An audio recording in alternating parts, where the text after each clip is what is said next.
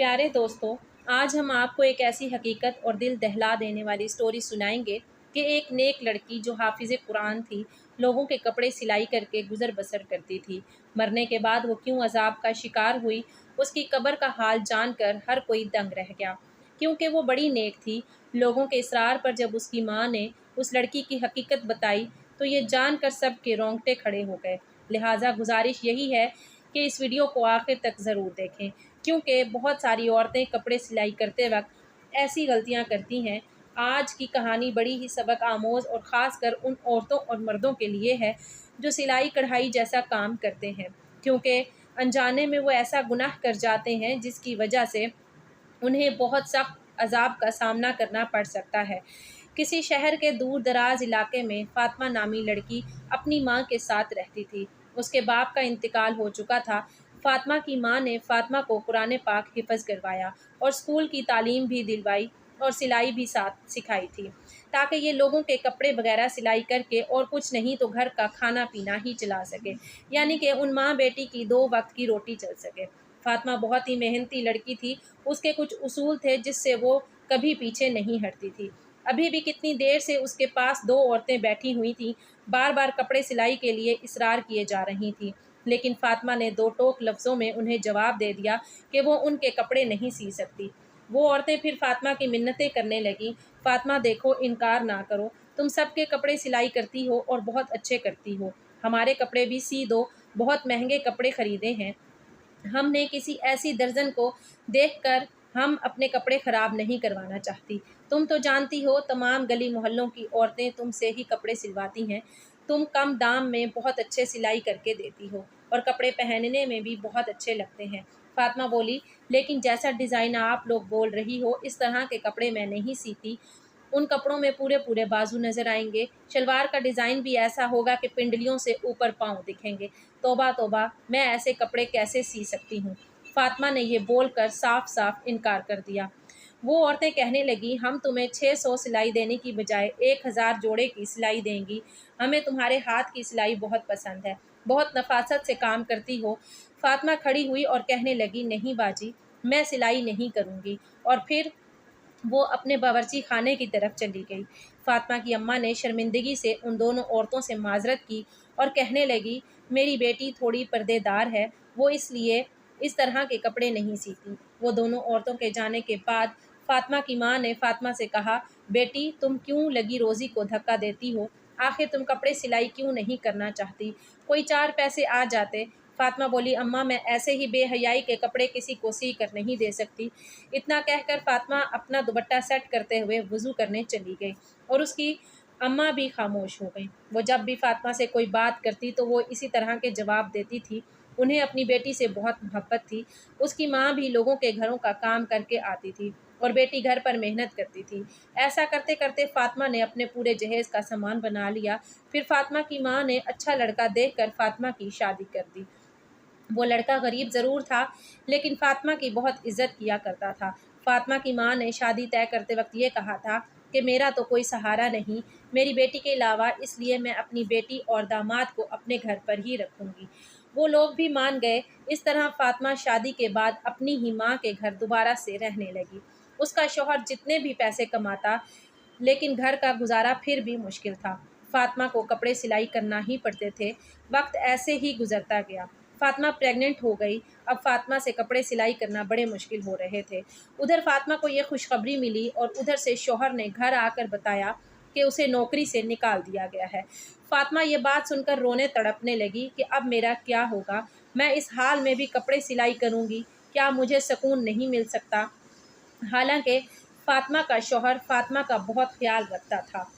जब वो कपड़े सिलाई करने बैठती तो फ़ातिमा को वहीं बैठे वो चाय भी बना कर देता और कभी खाना भी बना कर देता और बाहर नौकरी की तलाश भी करता था। अब अक्सर ही फ़ातिमा के अपने शौहर से काम के सिलसिले में बहस हो जाती। शौहर से वो बदतमीज़ी करने लगती, बदज़ुबानी करने लगती। जब शौहर खाना खाने बैठता तो आगे से ये कह देती, काम के न काज के, दुश्मन अनाज के। वो बेचारा 2 नवाले खाता और उठकर बाहर चला जाता। हालांकि वो भी रोज़ काम ढूंढने जाता था और ये तो अल्लाह की मर्ज़ी थी कि उसको काम मिल ही नहीं रहा था। ایسا کرتے کرتے آخر وہ دن بھی آ گیا کہ فاطمہ کے گھر بیٹی پیدا ہوئی۔ فاطمہ کا شوہر اور فاطمہ کی ماں بچی کو دیکھ کر بہت خوش ہوئے۔ فاطمہ کا شوہر تو بچی کی خوشی میں گھر گھر میں مٹھائیاں بانٹ رہا تھا۔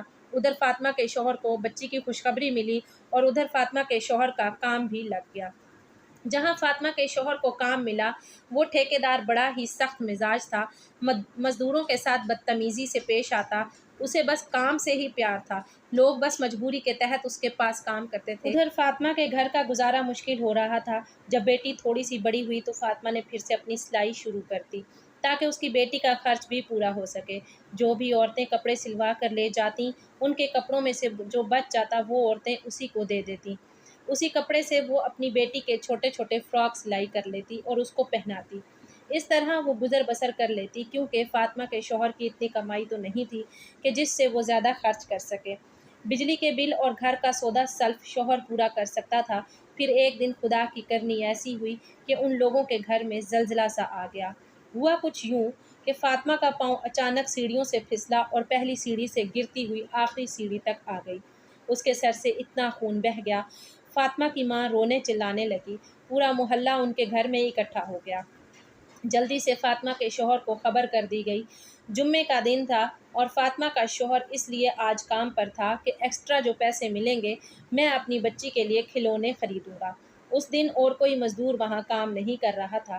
جب فاطمہ کے شوہر کو بیوی کی ایسی خبر ملی تو جلدی سے اندھا دھند اس نے تالے لگائے اور بھاگ کر گھر واپس آ گیا۔ چابی اس نے اپنی جیب میں رکھ لی اور جلدی سے گھر آ گیا۔ ڈاکٹر کے پاس لے جاتے فاطمہ رستے میں ہی دم توڑ گئی۔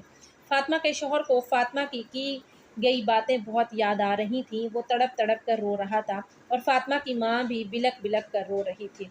فاطمہ کا شوہر اس لیے بھی زیادہ رو رہا تھا کہ اس کی معصوم سی بچی ہے، اس کا کیا بنے گا اور وہ بنا ماں کے کیسے پلے گی۔ ابھی تو وہ اتنی چھوٹی تھی کہ ماں کا دودھ پیتی تھی۔ یہ سب سوچ کر وہ اور بھی اونچی آواز میں رونے لگ جاتا۔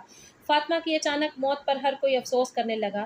کون جانتا تھا ایک جوان لڑکی بھری جوانی میں یوں خاموشی سے چلی جائے گی۔ ہر کوئی فاطمہ کی نیکی کے گن گایا کرتا تھا۔ سبھی جانتے تھے کہ وہ کتنی نیک تھی، پرہیزگار تھی، ہر کسی کا خیال رکھنے والی تھی۔ ہر کوئی اس کی تعریف میں لگا ہوا تھا۔ فاطمہ کی ماں اور شوہر کا رو رو کر برا حال ہو گیا۔ وہ دونوں غم سے نڈھال تھے۔ پھر تدفین کا وقت قریب آیا اور فاطمہ کا جنازہ اٹھ گیا۔ فاطمہ کو قریبی قبرستان لے جا کر دفنا دیا گیا۔ اسے دفناتے وقت اس کا شوہر قبر کے اندر اترا تھا اور اسی دوران اس کی جیب میں سے وہ چابیاں نکل کر قبر کے اندر گر گئیں۔ جہاں کام سے وہ تالے لگا کر آیا تھا، اس کے شوہر کو اس بات کا پتہ نہ چلا۔ وہ گھر لوٹ آیا۔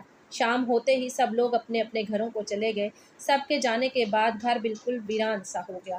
فاطمہ کی سلائی مشین سامنے ہی رکھی ہوئی تھی، جسے دیکھ کر اس کی ماں بار بار رونے لگ جاتی، کیونکہ اس کو پہلے بیوہ ہونے کا دکھ تھا اور اب بیٹی کے چلے جانے کا اور چھوٹی نواسی کا تنہا رہ جانے کا۔ فاطمہ کے شوہر نے فاطمہ کی ماں کو سنبھالا اور گود میں اپنی بچی کو بھی بٹھائے ہوئے تھا۔ لیکن ایک ماں کو کہاں قرار آنا تھا؟ جس بیٹی نے ماں کا بازو بن کر دکھایا تھا، وہ اتنی اچانک چلی گئی۔ فاطمہ کی ماں کو تو یقین ہی نہیں آ رہا تھا۔ بس فاطمہ کی ماں یہی بولے جا رہی تھی، ابھی ابھی تو میری بیٹی کپڑے سلائی کر رہی تھی، یہ سب کیا ہو گیا؟ اس کی ماں کو کسی بھی طرح سے یقین نہیں آ رہا تھا کہ اس کی بیٹی اب اس دنیا سے جا چکی ہے۔ فاطمہ کی ننھی بیٹی بھی بلک بلک کر رو رہی تھی اور فاطمہ کا شوہر نہیں چاہتا تھا کہ وہ اگلے 2-3 دن کام پہ جائے۔ وہ اپنی بیٹی کا خوب خیال رکھنا چاہتا تھا اور بیوی کے غم میں بہت نڈھال تھا۔ اس لیے وہ مالک کو بتانا چاہتا تھا کہ میں اگلے 3 دن کام پر نہیں آؤں گا۔ جیسے ہی فاطمہ کے شوہر نے جیب میں ہاتھ لگایا تو اس کی جیب میں چابیاں نہیں تھیں۔ وہ سوچ میں پڑ گیا کہ یہ آخر چابیاں کہاں چلی گئیں۔ بہت سوچنے کے بعد بھی اس کے دماغ میں آیا کہ چابیاں تو اس نے جیب میں ہی رکھی تھیں۔ فاطمہ کی ماں بھی اپنے داماد کا پریشانی والا چہرہ دیکھ رہی تھی۔ کہنے لگی، فرقان بیٹا کیا بات ہے؟ تب فرقان نے اپنی ساس کو بتایا، ماں جی میری جیب میں چابیاں تھیں، یا تو وہ مسجد میں گر گئی ہیں یا وہ قبرستان میں گر گئیں۔ اسی وقت فرقان کے ذہن میں یہ بات آئی کہ جب وہ قبر کے اندر اترا تھا اس وقت کہیں چابیاں قبر میں تو نہیں گر گئیں۔ اسی سوچ کے آتے ہی وہ بہت زیادہ پریشان ہو گیا، کیونکہ وہ ٹھیکیدار بہت ہی زہریلا آدمی تھا۔ اس نے تو فرقان کو چھوڑنا ہی نہیں تھا۔ ذرا سی چابی کے گم ہوتے ہی اس نے تو اس کی جان لے لینی تھی، کیونکہ اس کو انسان سے زیادہ اپنے کام کی فکر رہتی تھی۔ ابھی فرقان یہی سوچ رہا تھا کہ ٹھیکیدار کا فون آ گیا اور اس نے کہا صبح بندے کام پر لگانے ہیں تو مجھے ابھی اور اسی وقت راتوں رات چابیاں دے کر جاؤ تاکہ میں باقی کے کام پر صبح سویرے مزدوروں کو لگا سکوں۔ اتنی بات سن کر فرقان کا حلق خشک ہو گیا۔ وہ یہ بھی نہ کہہ سکا کہ چابیاں کہیں گم گئی ہیں۔ اس نے بس اتنا ہی کہا کہ میں آپ کو چابیاں صبح سویرے پہنچا دوں گا۔ اب اسے راتوں رات میں ہی چابیاں تلاش کرنی تھی۔ بہت سوچ بچار کرنے کے بعد اس نے قبرستان کا رخ کیا۔ رات کے 12 بج رہے تھے اور فاطمہ کی بیٹی ابھی نانی کے پاس سو رہی تھی۔ فاطمہ کا شوہر رات کے 12 بجے ہی قبرستان کی طرف قدم بڑھانے لگا۔ اس کا دل گھبراہٹ کا شکار تھا۔ وہ بہت زیادہ پریشان ہونے کے ساتھ ساتھ خوف زدہ بھی تھا۔ اس سے پہلے وہ کبھی اتنی رات کو قبرستان نہیں آیا تھا۔ تو یہ بھی مجبوری تھی، وہ قیمتی چابیاں تھیں، اس نے اپنی لاپرواہی سے گم کر دی تھی اور ان چابیوں کو تلاش کرتے کرتے وہ رات کے 12 بجے قبرستان میں پہنچ گیا۔ ہر طرف ایک عجیب سی موت کی وحشت تھی۔ فاطمہ کے شوہر فرقان کا دل بیٹھنے لگا۔ شام کو ہی اس نے اپنی بیوی کو جس قبر میں دفن کیا تھا وہ اس کے قریب پہنچ گیا۔ پھر اس نے پیروں کی طرف سے قبر کی کھدائی شروع کر دی۔ اس کا مقصد اپنی چابیوں کا حصول تھا۔ ابھی اس نے تھوڑا حصہ ہی کھودا تو گورکن وہاں پہنچ گیا اور غصے سے کہنے لگا، یہ تم کیا کر رہے ہو؟ کیا تم کوئی کفن چور ہو؟ فاطمہ کے شوہر نے گھبرا کر ٹارچ اپنے چہرے کی طرف کیا تو گورکن کہنے لگا، تم تو وہی ہو نا جس کی بیوی کا شام میں انتقال ہوا تھا۔ فاطمہ کا شوہر گھبرا کر کہنے لگا، ہاں، میں شام کو اپنی بیوی کو یہاں دفنانے آیا تھا، لیکن بیوی کو دفناتے ہوئے قیمتی چابیاں میری جیب سے قبر میں گر گئی ہیں اور وہ چابیاں میرے لیے بہت ضروری ہیں۔ برائے مہربانی آپ ہی میری مدد کر دو۔ یہ سننا تھا کہ وہ آدمی جو گورکن تھا فاطمہ کے شوہر کی مدد کرنے لگا۔ دونوں نے مل کر بہت جلدی اچھی خاصی قبر کھود لی۔ گورکن کے ساتھ ملنے سے فاطمہ کے شوہر کا ڈر بھی ختم ہو چکا تھا اور چابی ملنے کی امید بھی جاگ اٹھی تھی۔ کچھ ہی دیر بعد قبر پوری طرح کھل چکی تھی۔ جب فاطمہ کے شوہر نے قبر کے اندر کا منظر دیکھا تو فاطمہ کے شوہر کے ہوش اڑ گئے۔ گورکن نے دوبارہ سے جلدی قبر میں مٹی ڈالنا شروع کر دی۔ اس کے پسینے چھوٹ رہے تھے۔ وہ کہنے لگا، تمہاری بیوی کیسی عورت تھی جو اس کی قبر میں ایسا عذاب ہو رہا تھا۔ فاطمہ کے شوہر کو تو خود بھی یقین نہیں آ رہا تھا۔ جو کچھ اس نے دیکھا وہ سچ میں کیا اس کی بیوی کے ساتھ ہو رہا تھا؟ فاطمہ تو بہت اچھی اور نیک تھی۔ اس کی نیکی کا تو ہر کوئی اعتراف کرتا تھا۔ اس نے تو کبھی کوئی ایسا گناہ نہیں کیا تھا جس کی وجہ سے اس کا یہ حال ہوا۔ وہ پریشانی سے تڑپنے لگا، میری بیوی کو ایسے کون سے گناہ کی اتنی بڑی سزا مل گئی؟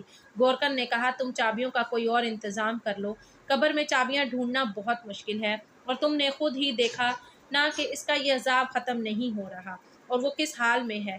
اس کی طرف سے توبہ استغفار کرو اور اگر کوئی گناہ ایسا ہے جو اس نے اپنی زندگی میں کیا ہے تو اس کے بارے میں پتہ لگاؤ تاکہ اس کی مغفرت ہو سکے۔ فرقان روتے روتے اپنے گھر واپس پہنچا۔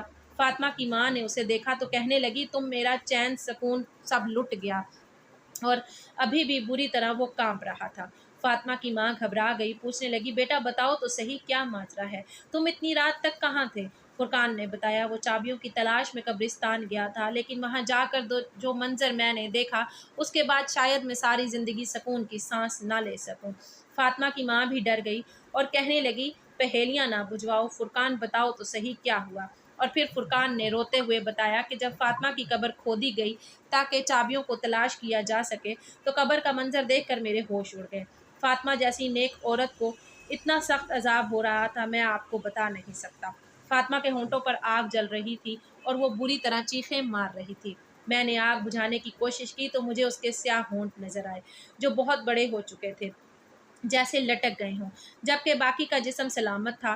تھوڑی دیر کے لیے آگ بجھی اور پھر دوبارہ بھڑک اٹھی۔ پہلے تو میں سمجھ نہیں سکا کہ یہ خدا کی طرف سے عذاب ہے، لیکن گورکن نے مجھے بتایا کہ یہ عذاب الہی ہے۔ فرقان روتے روتے کہنے لگا، اماں سمجھ نہیں آتا اس کے ہونٹوں پر آگ کیوں لگی ہوئی تھی؟ وہ تو ان ہونٹوں سے ہر وقت اللہ کا ذکر کیا کرتی تھی، اس نے کبھی کسی کی ان ہونٹوں سے برائی نہیں کی تھی، وہ اچھی عورت تھی۔